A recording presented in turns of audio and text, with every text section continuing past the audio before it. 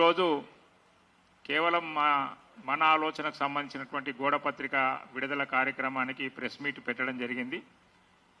ఈ మన ఆలోచన సాధన సమితి రేపు 15వ తారీఖు మంగళవారం సాయంత్రం 4 గంటలకు ఎగ్జిబిషన్ గ్రౌండ్లో 4 గంటలకు ఆవిర్భావ సభ ఉంటుంది.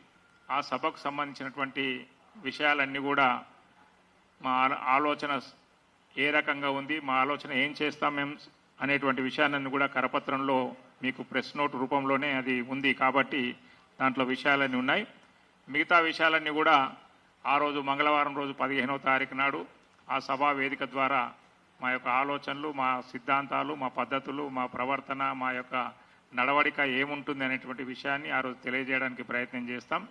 కాబట్టి మీ ద్వారా తెలంగాణలోని బీసీ సమాజానికి, బీసీలో ఉన్నటువంటి మేధావులు, కార్మికులు, కర్షకులు, విద్యావంతులు, ఉద్యోగస్తులు, నిరుద్యోగస్తులు, బీసీ ఉద్యమాల్లో పాల్గొంటున్నటువంటి అనేక ఉద్యమకారులు, అదేవిధంగా మేధావులైనటువంటి రచయితలు, కవులు, కళాకారులు ఈ యొక్క మన ఆలోచన సాధన సమితిలో అనేక వేల మంది గత 9 నెలలుగా వ్యయ ప్రయాసలకు ఉండి వారందరినీ కూడా సమిష్టిగా ఈ ముందుకు తీసుకువెళ్ళేటువంటి ప్రయత్నంలో భాగంగా రేపు 15వ తారీఖున ఈ ఆవిర్భావ దినోత్సవం ఉంటుంది.